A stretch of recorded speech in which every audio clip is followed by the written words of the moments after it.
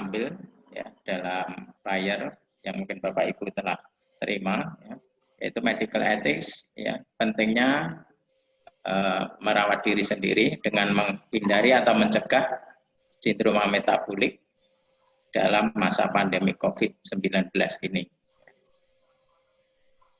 Ya, lanjut Mas.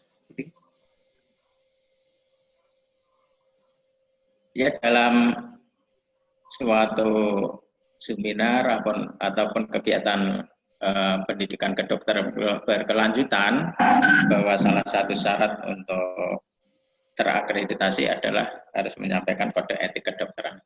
Di mana kita ingat bahwa kita masih menganut di Kodeki tahun 2012, ya.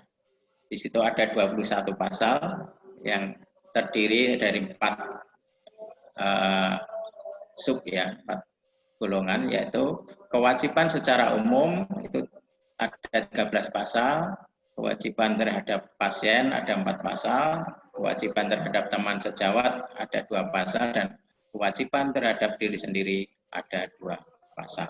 Lanjut. Nah, untuk kali ini, ya, tema yang akan kita bahas sampai akhir nanti ini berkaitan dengan pasal 2021 DGN. Di pasal bahwa setiap dokter wajib selalu memelihara kesehatan supaya dapat bekerja dengan baik, ya. Jadi ini yang penting di masa pandemi ini, kita wajib memelihara kesehatan kita. Jadi artinya kita tidak boleh berperang tapi tidak memperhatikan kondisi kita sendiri. Kemudian pasal 21, setiap dokter wajib senantiasa mengikuti perkembangan ilmu pengetahuan, ya, dan teknologi kedokteran. Jadi termasuk kegiatan hari ini adalah memenuhi pasal 21 ini, ya. Dan ini nanti kita melihat dari sisi yang berbeda, ya.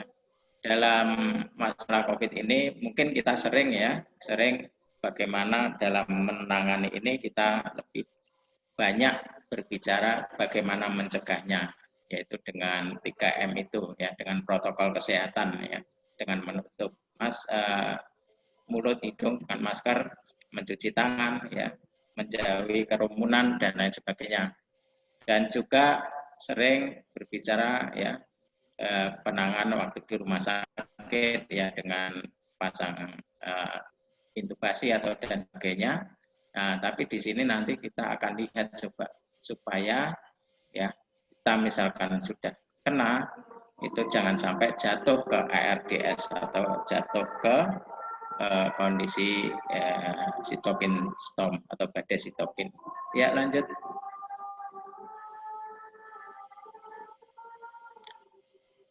Ya, supaya dapat bekerja dengan baik, ya, dokter wajib memelihara kesehatannya, ya. Dan yang pertama, di era pandemik ini sudah banyak teman sejawat kita yang gugur, ya, dan juga dari perawat, dari driver, ya, kemudian dari administrasi, direktur, wakil direktur, ya, dari jajaran struktural dinas kesehatan itu sudah beberapa yang gugur, ya. Dan secara nyata terbukti bahwa wabah ini ada kaitannya dengan faktor komorbid. Dan faktor komorbid ini sangat berkaitan dengan kondisi sindroma metabolik. Oleh karena itu, ya, penting bagi kita sebagai dokter dan nakes untuk mencegah terjadinya fatalitas COVID-19 dengan screening parameter kondisi metabolik. Lanjut. Ya, ini Bapak Ibu, ya, semuanya ini basic kita, ya, di malam ini. Nanti sampai akhir coba kita pegang struktur ini, ya. Ini hanya mengingatkan saja pelajaran biologi waktu kita SMA, ya, atau biologi waktu kita masuk di Fakultas Kedokteran, mungkin bagi yang dokter atau mungkin bagi yang nakes lain waktu masuk, ya, kuliah. Struktur virus corona, ya, seperti kita ketahui bahwa corona itu virusnya adalah virus RNA, ya. Di sini materinya hanya ada 2, ya, sebenarnya. Jadi yang di dalam itu adalah material genetiknya, itu RNA, ribonucleic acid, ya. Kemudian dikelilingi oleh membran-membran dan terdapat spike atau corona di situ. Jadi berarti ini strukturnya kalau kita lihat bahwa ini hanya apa ya, gambaran yang sangat primitif dan ini bukan makhluk hidup ya kalau dilihat ya strukturnya. Jadi di sini hanya material genetik dan dilingkupi oleh membran dan envelope dan itu apa spike-nya ya. Kemudian di situ kita lihat ya tidak ada mitokondria, tidak ada ribosom, tidak ada lisosom ya. Artinya di situ virus itu sebenarnya tidak hidup ya karena tidak bisa membuat energi ya. Ciri-ciri makhluk hidup itu kalau dia bisa memproduksi energi ya. Sebagai contoh bakteri ya. Itu mungkin bersel satu tapi dia bisa berkembang biak karena mempunyai energi. Tapi virus ini adalah hanya berisi program ya. Jadi RNA ini hanya program ya, material genetik dari virus itu. Kalau kita besarkan ya, kalau kita besarkan itu seperti itu yang di tengah itu ya. Itu seperti tangga tapi hanya satu ya. Kalau DNA itu dua. Kalau RNA itu satu dan itu kalau dibesarkan lagi itu yang seperti di kanan itu ya. Jadi yang bunder hijau itu adalah fosfat ya. Kemudian yang segi 5 kuning itu adalah ribosa dan ribosa itu adalah glukosa, gula. Kemudian digandeng dengan itu asam amino ya. Jadi ada A, ada G, ada C, ada C, ada U, ada urasil ya, timin, guanin, adenin ya. Itu adalah rangkaian asam amino pembentuk nukleotid ya, nukleotid. Jadi RNA itu terdiri dari nukleotid ya. Kemudian kalau dibesarkan lagi strukturnya seperti itu ya. Ada 3 pembentuk nukleotid ya. Ada fosfat, ada gula, ada basa nitrogen ya. Itu asam amino tadi dari basa nitrogen. Nah, jadi di sini ya, ini mungkin jadi pegangan Bapak Ibu semua ya, bahwa nanti ketika virus itu masuk sangat berkaitan dengan molekul-molekul ini ya, fosfat, gula dan basa nitrogen. Itulah struktur pembentuk RNA dari virus kan. Maka nanti akan kita lihat bahwa ya dan terbukti ya bahwa orang yang mempunyai masalah gula tinggi ya, diabetes, obesitas itu sangat rentan terjadi inflamasi yang berlebihan atau terjadi badai sitokina. Karena apa?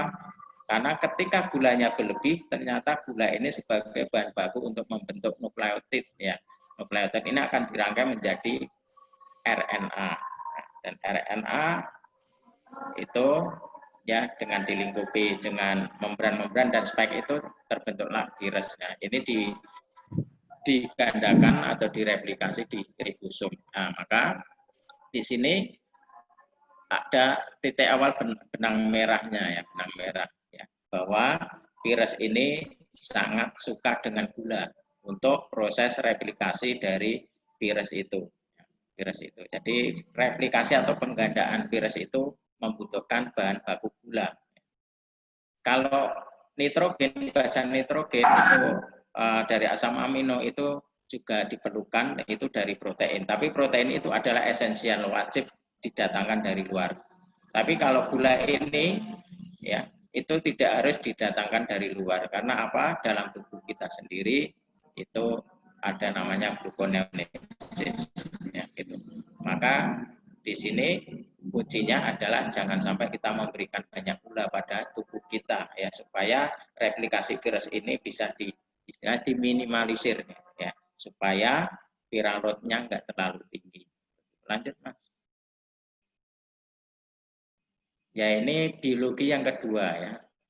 Ini untuk dasar nanti malam ini untuk bisa mengikuti ya, materi kita. Sel-sel imun kita itu sebenarnya ada 2 kelompok, ya. Ada 2 kelompok, yaitu terdiri dari 1 innate cell, yang kedua adaptive respon sel. Ya.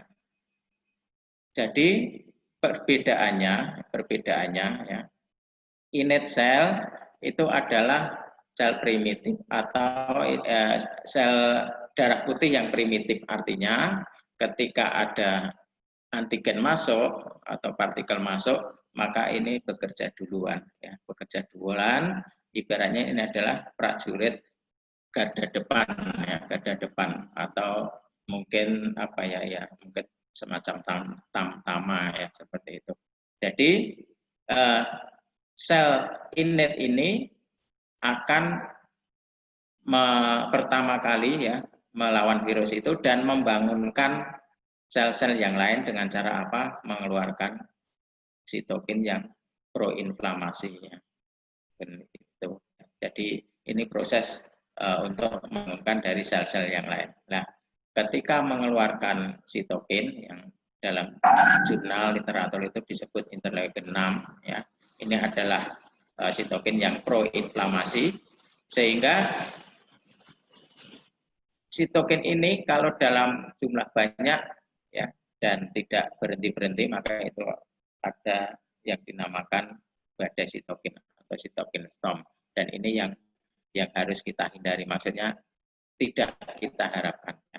Harapannya adalah innate cell bekerja, kemudian tidak lama setelah itu yang adaptif ini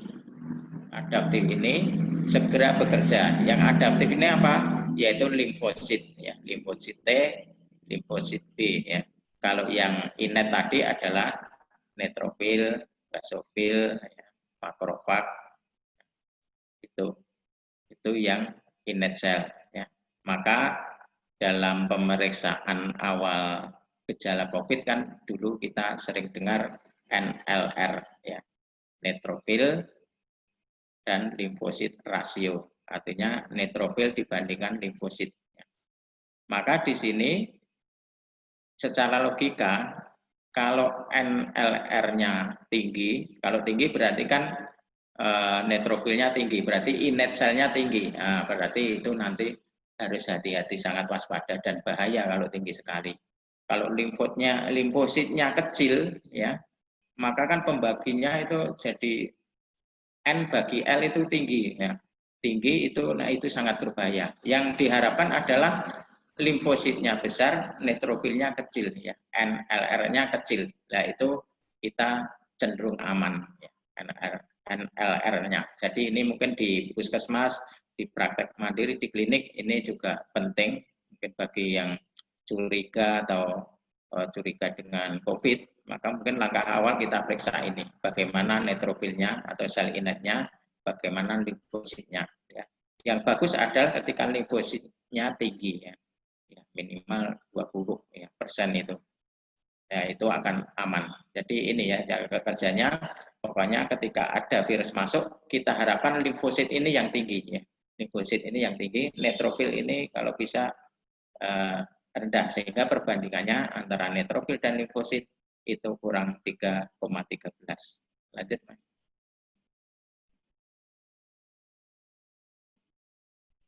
Ya.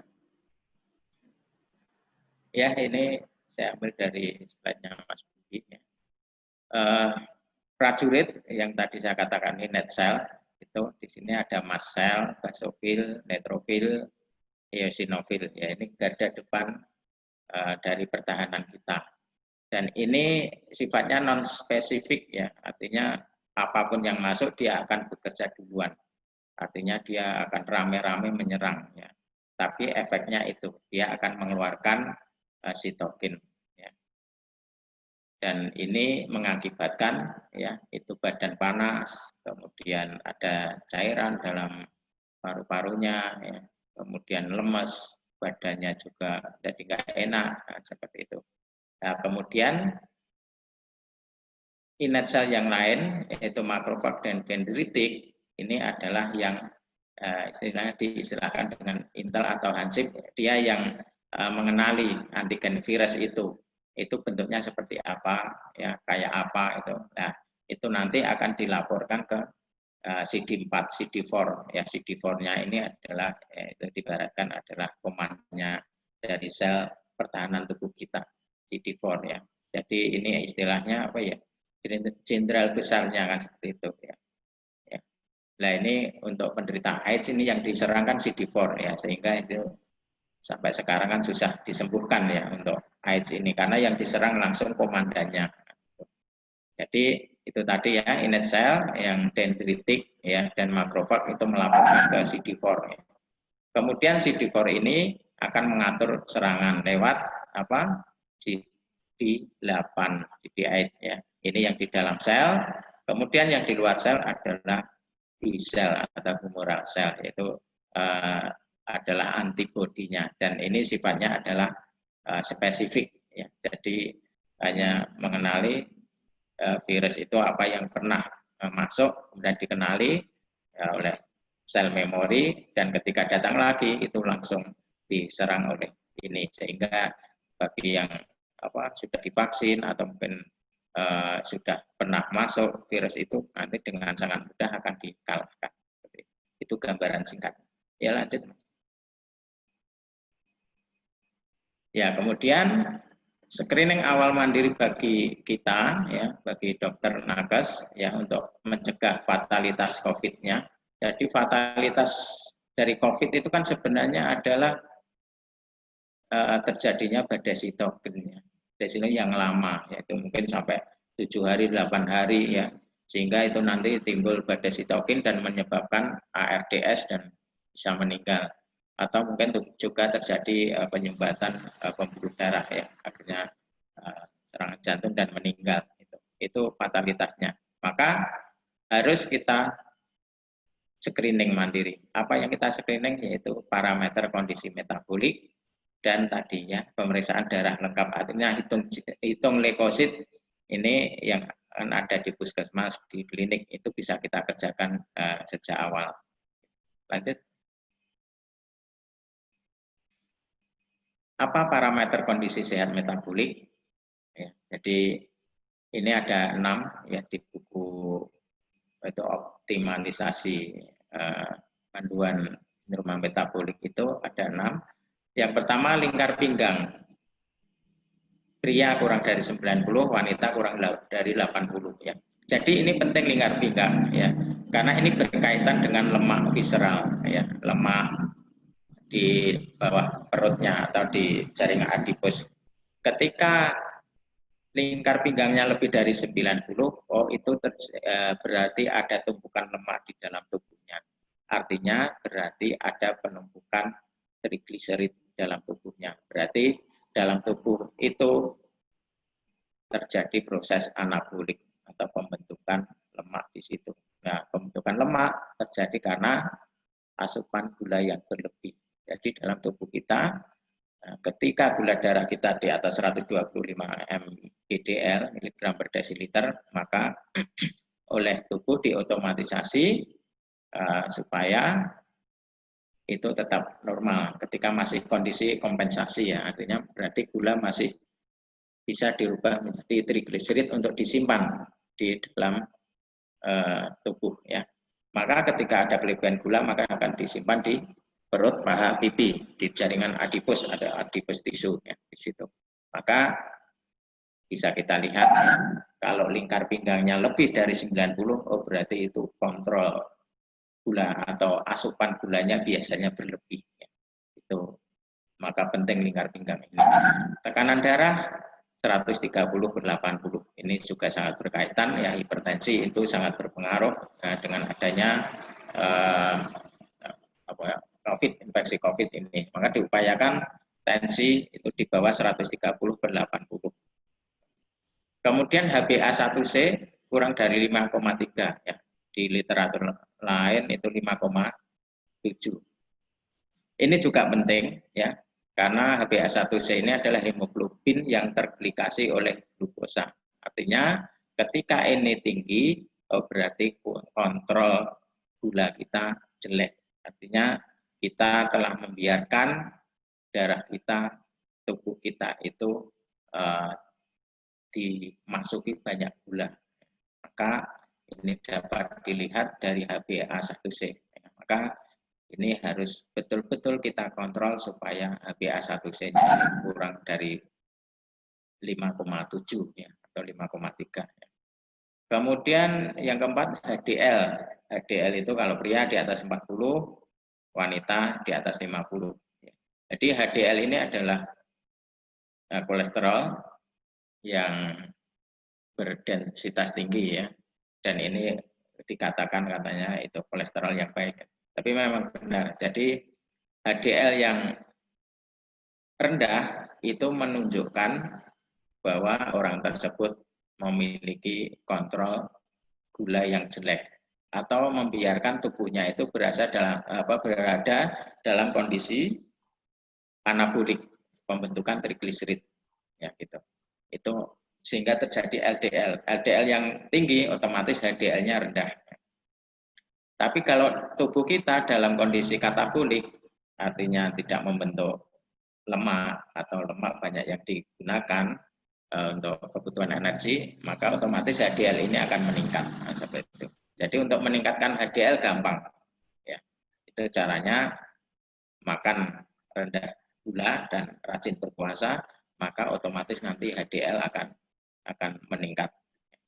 Gula darah puasa upayakan kurang dari 100. Nah, itu tadi yang kembali ke gambaran virus yang seperti tadi, maka jangan diberikan banyak gula dalam tubuh kita. Trigliserid kurang dari 150, jadi trigliserid ini banyak karena hasil pembentukan dari gula ya, yang dinamakan proses de novo lipogenesis, yaitu pembentukan lemak yang berasal dari gula yang terjadi di liver untuk disimpan di pipi, paha, perut. Lanjut.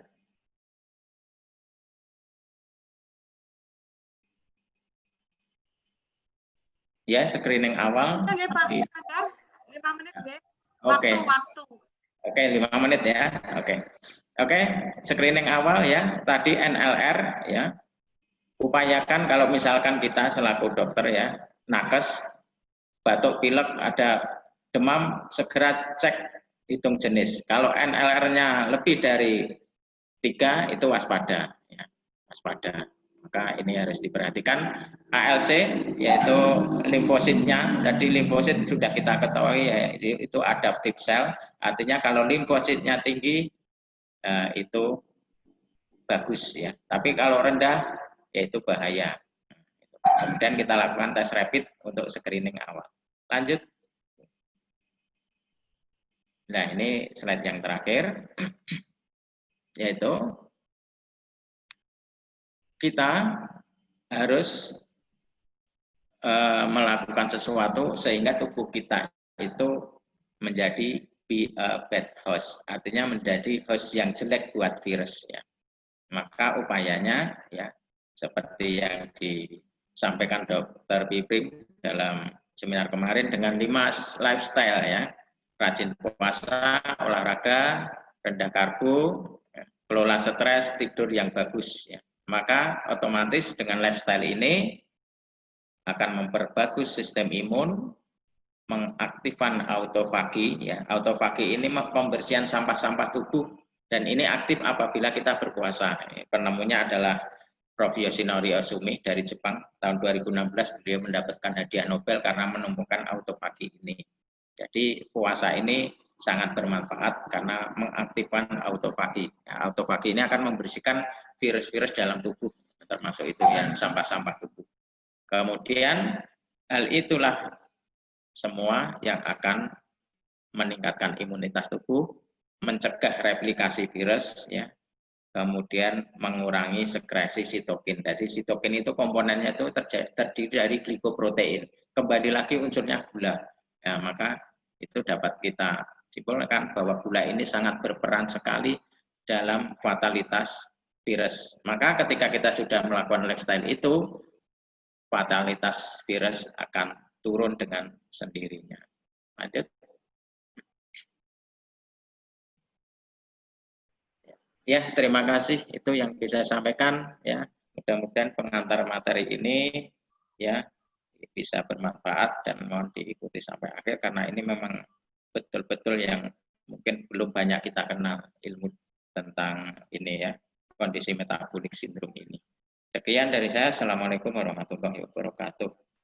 Waalaikumsalam warahmatullahi wabarakatuh. Oke, terima kasih sekali Dokter Iskandar. Mungkin ini ada teman-teman sejawat yang memang baru ngeh ya. Baru setelah Dokter Iskandar jelasin, di sini ada Dokter Lina loh Pak Iskandar. Waduh, Bu Lina menyimak sekali itu Dokter Lina. Was. Selamat malam Dok, senior saya ini di Kemenkes. Ya. Dokter Lina menyimak. Selamat malam Dokter Lina. Oke ya, supaya Dokter Lina dan teman Kementerian Kesehatan juga sehat selalu ya Dok. Oke, sekarang kita lanjut. Selanjutnya untuk pembicara kedua yaitu Dokter Prim. Dokter Piprim Basarah Yunarso, spesialis anak konsultan. Mesti mereka teman-teman semua sudah sangat kenal nih, beken banget kan yang namanya Dokter Piprim itu kan. Dokter Piprim, beliau lahir di Malang pada tanggal 15 Januari 1967. Ya, kebetulan ternyata sama Dok bulannya.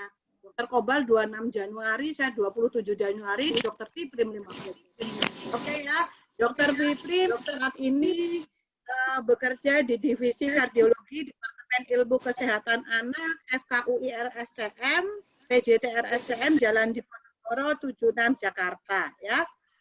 Beliau dulu S1 Kedokteran Umum dari FK Unpad lulusan 91, FKUI lulusan 2002, konsultan jantung anak dari FKUI lulus 2011 ya. Sekarang beliau sebagai Sekjen PPIDAI dulu dari 2014 sampai 2017, Ketua 1 PPIDAI 2017 sampai 2020. Nah, beliau sebagai pendiri dan anggota Dewan Penasehat Perhimpunan Profesi Kesehatan Muslim Indonesia.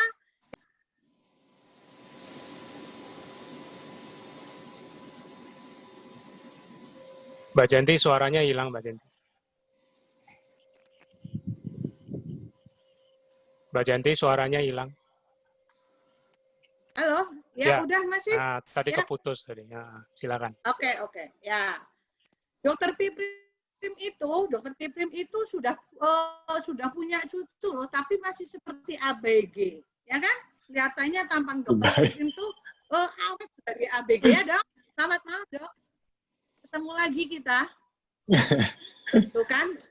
Dan kan ABG itu 17 tahun, 20 lah pantes. Meskipun sudah punya cucu. Oke, Dok, monggo Dok, waktu saya serahkan kepada Dokter Piprim. Selanjutnya, monggo Dok, 30 menit ya Dok. Kayaknya masalah sinyal Mas Budi.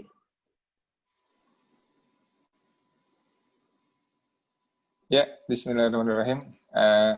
Assalamualaikum warahmatullahi wabarakatuh. Apakah suara saya jelas? Jelas suaranya ya? Jelas, Dok. Terima kasih Dr. Jenti, Ibu Moderator. Saya kebagian tugas pembicara kedua ya, tentang balance lifestyle for optimum metabolic health. Jadi kalau ditanya metabolic health itu apa sih? Kita cari coba di kamus Merriam-Webster. Ternyata nggak ketemu ya, adanya metabolic health gitu ya, metabolic health malah nggak ada. Jadi kalau nih metabolic health ada, metabolic movement ada, tapi metabolic health tuh nggak ada. Di Tabers online dictionary juga nggak ada, atau adanya metabolomics segala macam nggak ada istilah metabolic health ya. Tapi sebetulnya kalau kita googling lagi ya, ada juga yang nyangkut metabolic health itu adalah katanya ketika orang itu tanpa metabolic syndrome ya. Dan kalau orang itu dia punya kadar faktor risiko ya terhadap metabolic syndrome itu optimal ya, tanpa obat-obatan ya. Jadi kuncinya adalah tanpa obat-obatan ya. Nah, ini tadi ada di chat ada yang nanya jurnalnya mana sih tentang parameter metabolic syndrome ya. Ini ada satu survei Ini beberapa kali saya pernah sampaikan juga dari Enhance ya, National Health and Nutrition Examination Survey dari 2009 sampai 2016, kita gedekan dikit ya. Ini jurnalnya tahun 2019 ya, belum terlalu lama sih. Ini menyebutkan di sini respondennya 8.721 ya, cukup banyak ya. Dia bikin definisi nih tentang metabolic health itu apa? Yaitu prevalence of metabolic health is the proportion of people who have optimal levels of all the risk factors variables without any medication. Dia menekankan tanpa obat-obatan. Jadi dia mencapai semua parameter bebas sindrom metabolik, tapi nggak boleh pakai obat-obatan gitu kan. Nah, apa aja yang dia nilai? Ini ada beberapa perbedaan-perbedaan sih dengan parameter-parameter di jurnal lain ya. Tetapi menurut saya ini dia lebih hati-hati ya. Karena seperti tekanan darah di jurnal lain itu batasnya 130 ya per 85. Di sini dia ambil 120 ya sistoliknya dan diastoliknya 180 ya. Nah, jadi ini saya rangkum. Tadi sebenarnya sudah disinggung juga ya sebelumnya ya oleh pembicara sebelumnya Bapak Ketua ID. Parameter kesehatan metabolik itu ya, ini kita ingat-ingat lagi, diulang-ulang nggak apa-apa biar ingat ya. Ini lingkar pinggangnya perempuan 80, laki 90. Tapi saya sebenarnya lebih suka ini, lingkar perut dibagi tinggi badan ya. Itu harus kurang 0,5 ya. Kurang sama dengan maksimal 0,5. Dia warnanya kuning kalau 0,5 sampai 0,6. Ya. Dia warnanya merah kalau lebih sama dengan 0,6 gitu ya. Warnanya merah itu udah hati-hati ya. Gula darah puasa di bawah 100, HbA1c, ini kalau di jurnal ini 5,7 patokannya. Trigliserid 150 di bawah 150, HDL-nya 40 laki, 50 perempuan di atas itu ya. Karena ini katanya kolesterol yang baik ya kalau istilah awamnya ya. Tekanan darah 120/80 dan ini tidak minum obat untuk antihipertensi, obat diabetes maupun obat kolesterol. Nah, apakah memungkinkan gitu ya di dunia modern ini orang bebas obat sama sekali ya? Apa mungkin? Agak susah sebetulnya ya. Nah, terbukti ini di Amerika Serikat prevalence dari metabolic health American adults is very low kata dia, rendah banget. Bahkan pada orang yang berat badannya normal nih. Normal weight individu itu juga rendah kesehatan metaboliknya ya. Ini kata penulis jurnal ini berimplikasi serius untuk public health. Intervensi yang sekarang ya dia sedikit suksesnya. Jadi kegagalannya besar ya, sehingga dibutuhkan ya urgently warranted ya widely accessible strategies to promote healthier lifestyle. Jadi dia sendiri kebingungan nih apa kira-kira lifestyle yang bisa dipromosikan untuk mengatasi masalah ini ya. Ini hasil penelitiannya. Coba lihat. Overall itu hanya 12% yang sehat yang memenuhi syarat ke-7 parameter tadi ya. Laki-laki hanya 10%, lebih kecil dari perempuan 14% ya. Bahkan yang masih muda, usia 20 sampai 39 tahun itu hanya 23%. Artinya apa? Ini kan sekitar berapa ya? 77% itu nggak sehat metaboliknya, ya kan? Nah, terus di sini nih, BMI-nya yang normal weight saja itu hanya sekitar 31%. Jadi sekitar berapa tadi? 59% ya. 60% lah. 69% ya. Itu nggak sehat walaupun berat badannya normal ya. Jadi tidak heran ketika kemudian nanti COVID melanda di Amerika itu ya banyak juga korbannya. Nah ini hidup adalah sebuah perjalanan ya. Kita kadang-kadang saking asyik main HP nggak lihat tuh ada peringatan ada jurang di depan ya. Nah, terus aja melaju. Nah tiba-tiba ketemu jurangnya ya. Ya kalau main HP susah juga menghindari jurang ya. Jurangnya apa? Nah ini dia jurangnya. Ketika metabolic syndrome itu kemudian beberapa waktu yang berikutnya ya 10 tahun, 15 tahun, kadang 20 tahun lagi ya tanpa penanganan yang betul, perut buncit dibiarkan terus, hipertensinya dibiarkan terus, hiperglikemi dibiarkan terus ya, trigliseridnya tinggi dibiarkan terus ya. Asyik aja minum obat untuk mengatasi LDL, padahal LDL tidak masuk di kriteria metabolic syndrome ya. Maka tahu-tahu orang itu sudah diabetes mellitus, tiba-tiba stroke sebelum punya cucu ya, serangan jantung, cuci darah, hemodialisis karena gagal ginjalnya, kanker ya. Nah, ini adalah jurang-jurang dari sindrom metabolik yang ujungnya akan berujung ke sini ya, naudzubillah min dzalik ya. Nah, COVID itu sebetulnya mempercepat penguakan dari sindrom metabolik ini ya. Nah, ini tadi sudah disebutkan, ini adalah warning sign ya, tanda bahayanya kalau hati-hati masuk jurang ya. Jadi kalau orang yang punya gejala ini ya, apalagi makin banyak dan asik-asik aja ya, dia cuek-cuek aja, hati-hati ya, warning sign-nya itu sudah ada di situ ya. Atau dia nggak tahu ini diapain sih masalah metabolic syndrome ini gitu ya. Nah, metabolic syndrome ini dalam jangka panjang ya, misalnya ini 11 tahun ya, risiko insiden cardiovascular disease in the atherosclerosis risk in community study. Jadi ini meneliti selama 11 tahun nih perspektif ya. Dia lihat ketika sindrom metabolik itu makin banyak ya, ada 3, ada 4 misalkan, ini makin besar hazard ratio. Hazard ratio itu risiko untuk terjadinya yang merugikan ya. Hazard itu yang penyakit yang beratnya. Ini kata Einstein ya, kegilaan itu katanya mengerjakan pekerjaan yang sama lagi dan lagi dan lagi, tapi pingin berharap hasilnya beda, ya kan? Jadi orang itu sebetulnya ya, kalau dia nggak punya solusi terobosan baru, dia susah untuk menghilangkan sindrom metabolik itu, ya kan? Nah, ini ujungnya, jadi awalnya misalkan glukosa naik ya, glukosa naik, ya kan? Ini insulin ya, ini glukosanya terus naik, masih di sini, insulin ya, ini insulinnya tinggi nih, padahal glukosanya masih normal.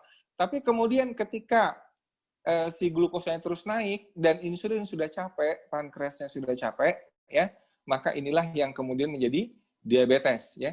Tadinya masih di sini nih insulin resisten prediabetik itu ya. Ini HbA1c-nya di sini udah mulai 5,7 sampai 6,4 nih. Begitu diabetes, HbA1c-nya udah 6,5 ke atas. Nah, di sini nanti jurangnya ya. Kardiovaskular, kanker dan seterusnya ya. Kebutaan, cuci darah, baal-baal, amputasi dan sebagainya ya. Jadi ada link yang sangat jelas antara metabolic syndrome dengan insulin resistance. Jadi insulin resisten ini adalah induk segala macam penyakit degeneratif ya, yang orang-orang kebanyakan bingung ini apa sebabnya gitu ya. Tapi sebetulnya kalau kita runut secara sederhana, jadi kita mesti berpikir dengan cara sederhana, nggak usah terlalu rumit ya. Ini nih akar masalahnya ya.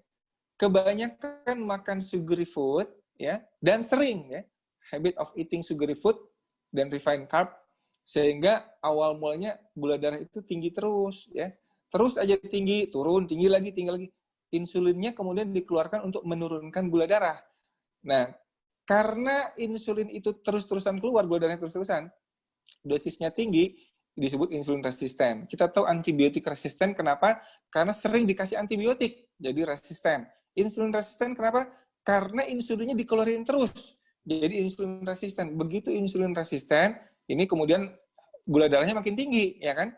Kemudian makin tinggi lagi insulin levelnya, more insulin resisten. Terus aja begitu sampai pasiennya jatuh ke dalam jurang. Ya, ini ada vicious circle atau lingkaran setan. Jadi bagaimana ini ya awalnya dari sini, terus begitu dia sudah sampai sini, terus makin insulin resisten. Ya, ini dialami oleh banyak orang ya, dan dia tidak tahu harus ngapain gitu ya. Nah, ini sebetulnya bermula nih ketika orang menjauhi makanan-makanan lezat ini, ya kan? Makan telur omelet, jangan kolesterolnya tinggi. Makan daging berlemak, jangan kolesterol tinggi, lemak jenuh. Makan minyak kelapa, lemak jenuh bahaya. Makan keju, lemak jenuh bahaya. Butter, ini butternya, lemak jenuh bahaya. Makan telur, jangan kuningnya kolesterol, ya. Jadi semuanya nggak boleh. Akibatnya, nah, dasarnya sebetulnya ini dari Bapak Ansel Keys ini ya, tahun 54. Dia ini meninggalkan hoax sudah puluhan tahun ya. Dia tinggi lemak berhubungan dengan kematian akibat penyakit jantung koroner katanya ya. Pada penelitian selanjutnya ternyata tidak terbukti ya. Nah, ini ternyata dia memanipulasi data bahwa ini diambil 7 negara aja ya. 7 negara dia ambil yang mendukung hipotesisnya. Tapi ini nih ya, bagaimana case itu berbohong, membohongi kita semua ya. Dia ambil data yang begini. Padahal kalau diambil 22 data ya, ini nggak signifikan hubungannya ya. Dia juga lupa memasukkan margarin. Margarin ini adalah trans fat ya. Trans fat ketika dicampur dengan gula tinggi ini bisa jadi mematikan ya. Margarin itu sangat populer ya di kita buat kue dan sebagainya dan meninggalkan butter ya. Kalau butter lemak bagus ya. Margarin ini adalah lemak trans fat ya yang bisa bikin inflamasi ya. Oleh karena nggak boleh makan lemak, maka gantinya makan ini ya kan? Karena manusia itu butuh makanan lezat ya. Makanan lezat yang kalau dia nggak boleh lemak, kelezatan itu akan diperoleh dari jenis yang lain, yaitu dari sini, ya, dari makanan-makanan tinggi gula, tapi dia miskin nutrisi, ya. Ini tinggi kalori, miskin nutrisi. Nah, ini yang dibolehkan di dunia yang takut lemak, ya.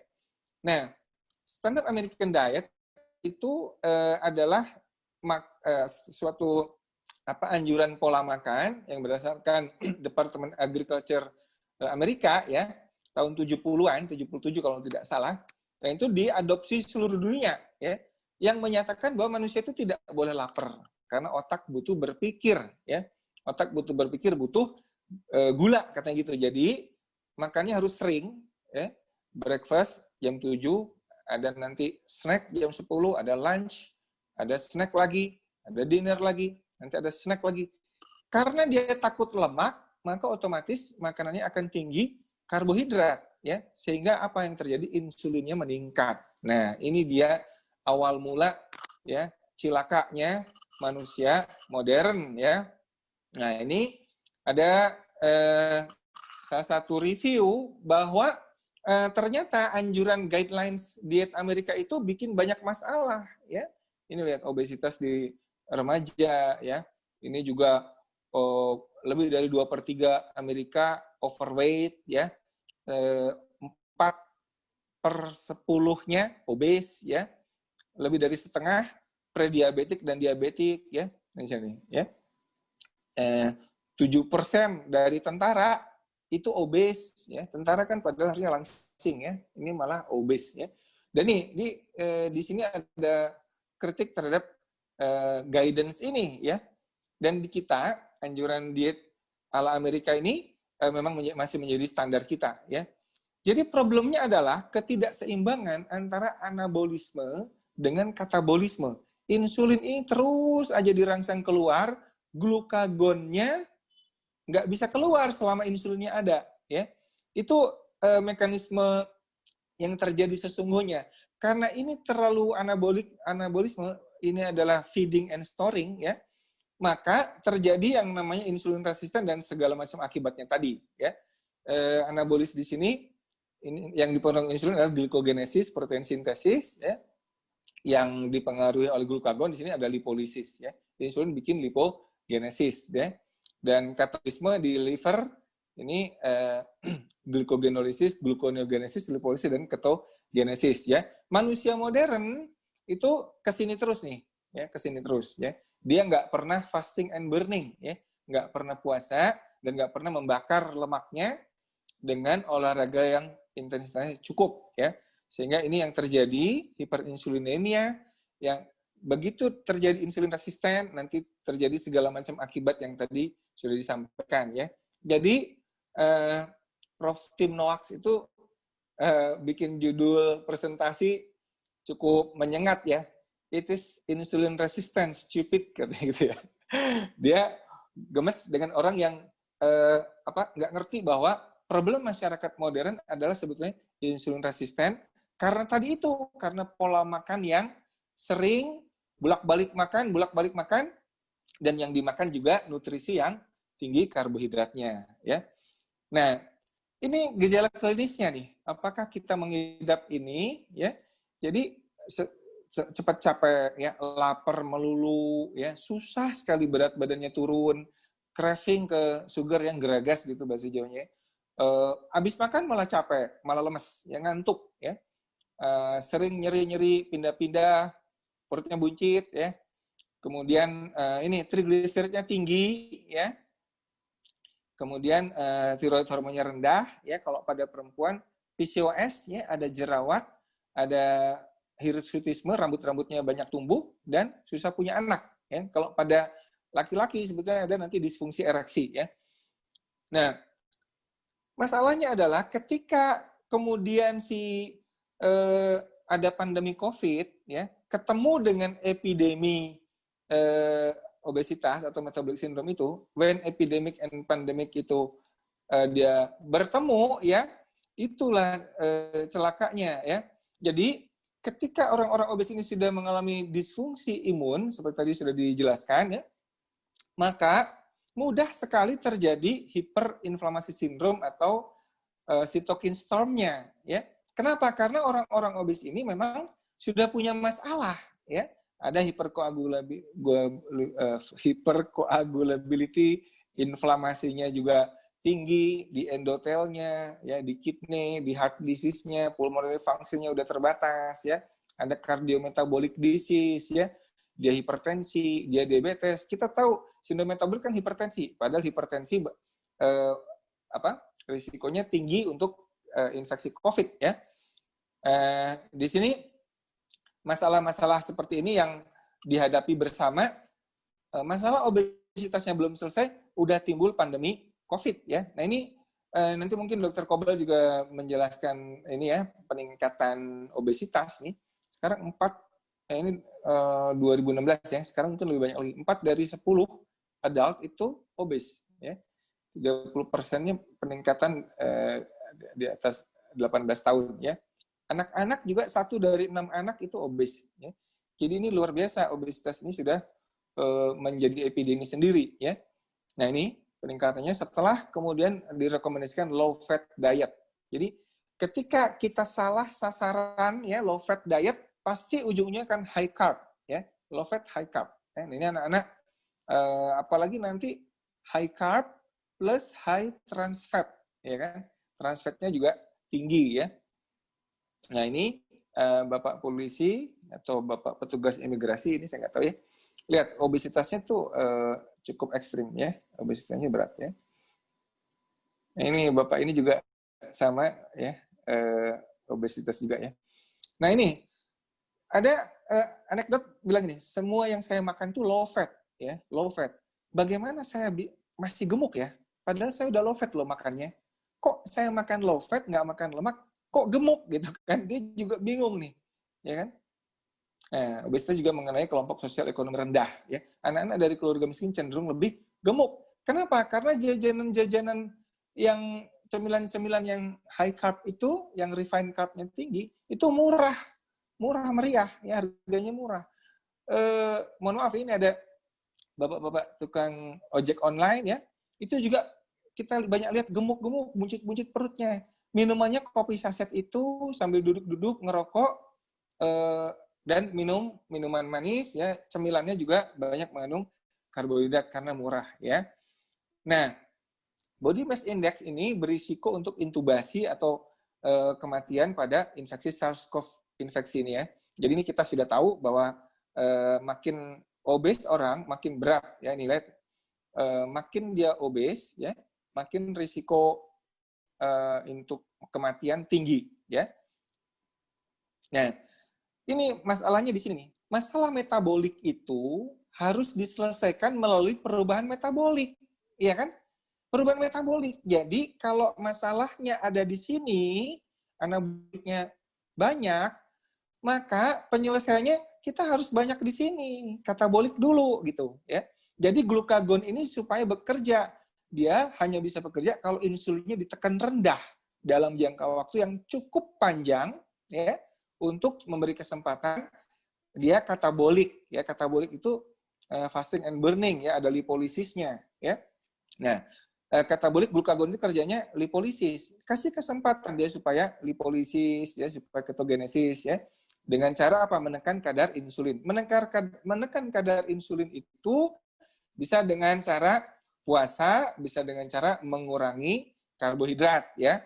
Ini contoh kadar insulin itu, ya, terkait dengan nutrisi. Kalau dia nutrisinya karbohidrat, dia akan melonjak tinggi, turun cepat, ya. Kalau protein dia agak moderate, tapi kalau lemak dia rendah. Kalau dia puasa, ya, dia malah lebih rendah lagi, ya. Jadi kalau fasting itu kadar insulinnya malah justru lebih rendah lagi dari kalau makan lemak, ya. Makanya strategi untuk mengubah metabolik supaya anaboliknya itu bisa berubah adalah dengan ini, ya, fasting plus ngurangin ininya, ya. Nah, diet amat rendah karbohidrat ini banyak madhabnya, ya.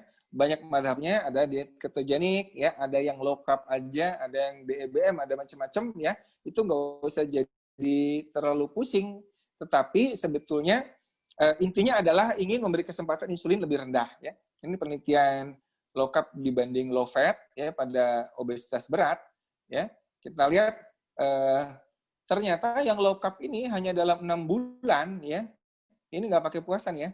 Low carb saja. 6 bulan itu turun berat badannya cepat, ya. Lalu ada yang bilang, nurunin berat badan jangan cepat-cepat loh, bahaya. Loh, kalau sesuatu kebaikan itu bisa dilakukan dengan cepat, kenapa pilih cara yang lama, ya kan?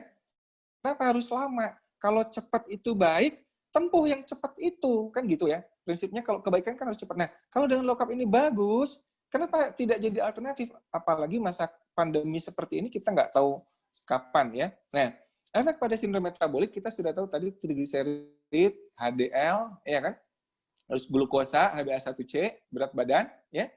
Nah, kita lihat yang merah ini adalah low carb, ya, yang dari Pak Westman ini, Dr. Westman, ya.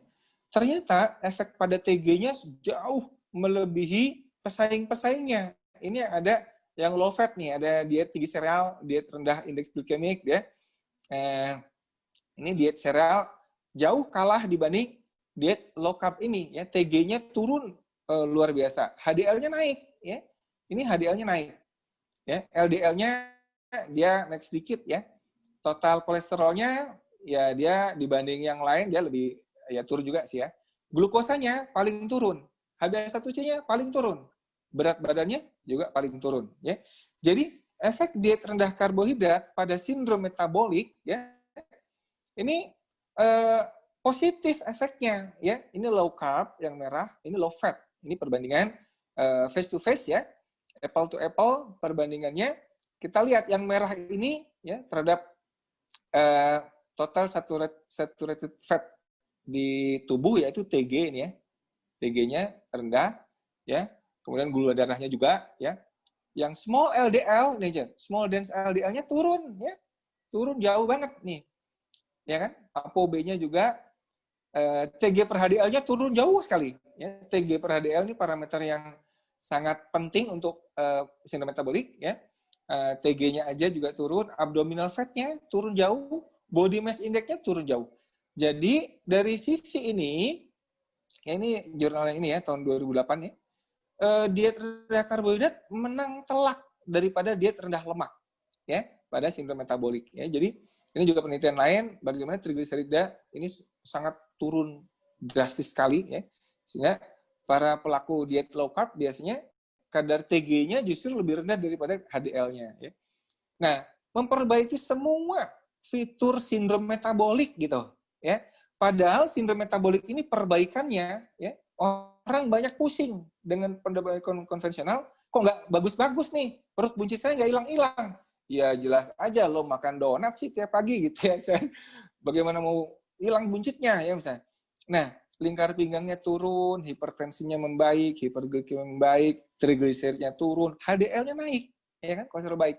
Jadi semua nih, semua. Jadi nggak hanya satu paket, ya, apalagi kalau nanti ditambah puasa. Nah, ini yang bikin orang jadi maju mundur adalah ini nih.